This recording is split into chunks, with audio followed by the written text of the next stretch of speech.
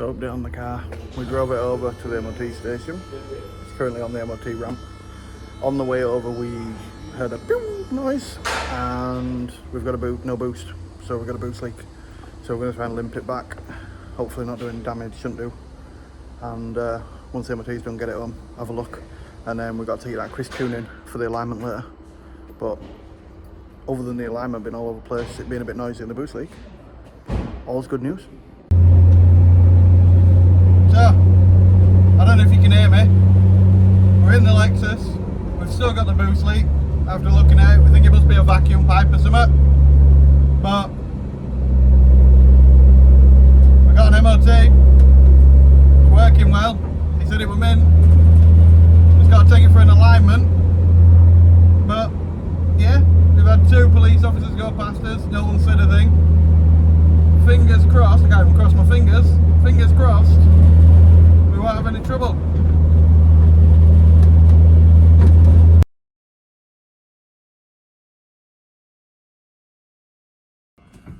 So there you go, guys. As you can see, we were really happy with how the car was going, and we thought it was just a case of a boost leak. But then we took the car to Chris Tuning and we found this. So he was doing our alignment for us and he said we'll do a smoke test. That passed fine, so there were no boost leaks at all. And he did some other checks, but then he took the lambda out and stuck a camera up, and that's the footage you see there. So the turbo's knackered, basically. We're not sure what's happened. The car's barely been driven. It was building boost on idle, and then as soon as it went up the road, we had no boost. We think they have a ceramic shaft inside these. They're called a CT15B turbo. They have ceramic internals, and that snapped apparently, as well as the fins. Wasn't leaking oil or anything like that, so we drove it home to get it back, get it out of the way crisp, and decide what we were doing. And we've dropped the turbo off down at Venom Hybrid Turbos. Now the problem seems to be that no one seems to know anything about these turbos. I'm not sure why this is a thing, because it's a 1JZ standard turbo, so I don't think it had been taken off factory. It might have had a new manifold on it, but not the actual turbo, because all the bolts, how they were fitted and things like that, didn't look like they'd been taken off, apart from the manifold studs and the top ones for the turbo. So yeah, we've done that.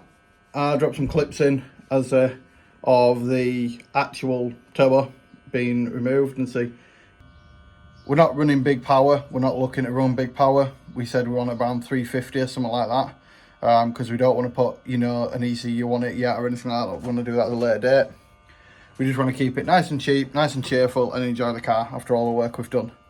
So while it's out, we're doing the heat management. So we're going to wrap the exhaust downpipe. We've wrapped, gold taped around it, and we're going to put turbo jackets on the turbo. We're also changing a couple of lines to heat management and putting a coolant sleeve on around the pipe that goes down the back. And we're also we're going to gold tape the intercooler pipes. It might not do anything, it might do something, but some people do it, some people don't. May as well try it.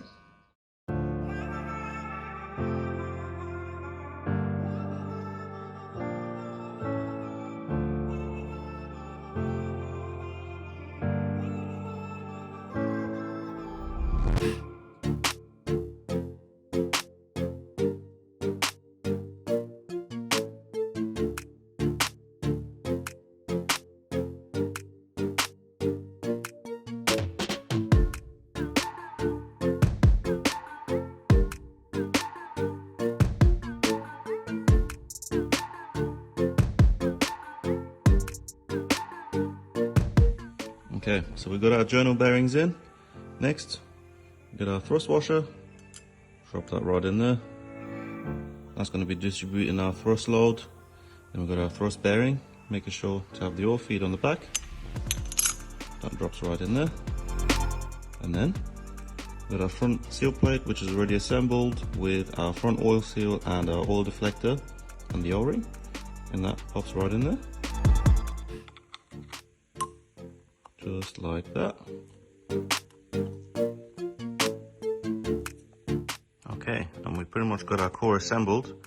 We've got our front seal plate in, making sure to oil the O-ring so that pops in there nice and easy.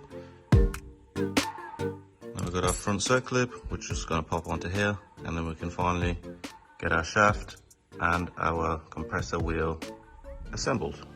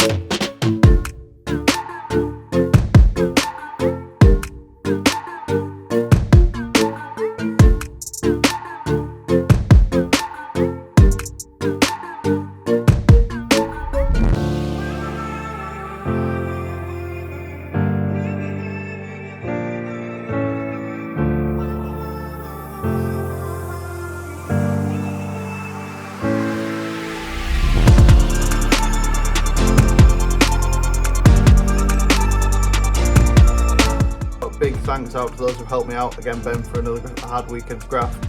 On Boost Performance for a quick turnaround on what looks like great work. Can't knock them. Chris Tuning for helping me diagnose it and all the great work. It'll be going down on the dyno down there as soon as we can get it down there and get everything else. Just got some gauges, which will be a video soon to put in, and also we're going to be putting AFR and boost controller in as well before it goes down. But yeah, hope you enjoyed the video. Give us a like, give us a subscribe and comment. I know it's been a while, but we're going to try and get these uploaded. We've got a couple that are going to come up in the next few weeks, hopefully, because we're going to get motivation back rolling on the car. Now we've got some time. Have a good one, guys.